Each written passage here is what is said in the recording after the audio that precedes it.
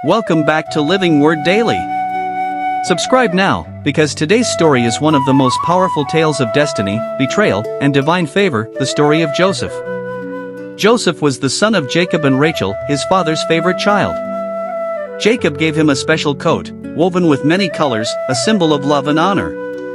But this gift made his brothers burn with jealousy. One night, Joseph had a dream.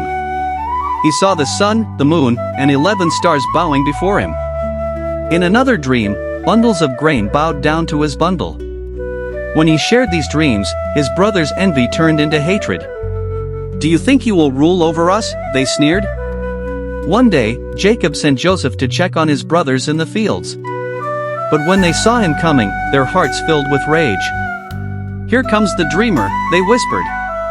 They seized him, tore off his colorful coat, and threw him into a dry pit. Then, as they sat to eat, a caravan of Ishmaelite traders passed by.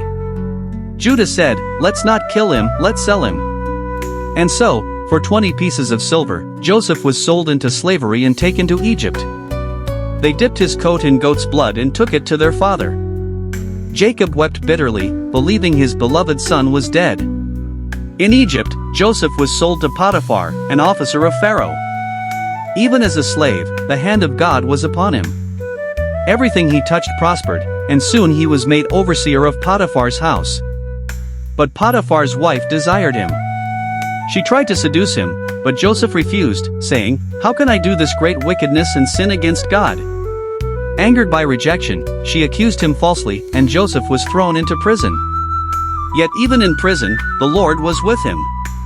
Joseph interpreted the dreams of Pharaoh's cupbearer and baker, predicting exactly what would happen to them. 2 years later, Pharaoh himself had troubling dreams: 7 fat cows devoured by 7 thin cows, 7 full ears of grain swallowed by 7 thin ones. None of his magicians could explain it. Then the cupbearer remembered Joseph. He was brought from prison to the palace. Joseph interpreted Pharaoh's dreams: 7 years of abundance are coming, followed by 7 years of famine. He advised Pharaoh to store grain during the good years. Pharaoh was amazed and said, "Can we find anyone like this man, in whom is the Spirit of God?" He made Joseph governor over all Egypt, second only to Pharaoh himself.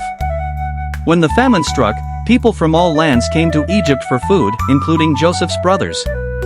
They bowed before him, not recognizing the brother they once betrayed. Joseph tested them, saw their remorse, and finally revealed his identity, weeping aloud, "I am Joseph, your brother, whom you sold into Egypt." His brothers trembled in fear, but Joseph said, "Do not be afraid. You meant evil against me, but God meant it for good to save many lives." He forgave them, embraced them, and brought his entire family to Egypt, where they lived in peace. From the pit to the palace, Joseph's journey reminds us that no betrayal, no pain, no prison can stop God's plan. His timing is perfect, and his purpose never fails.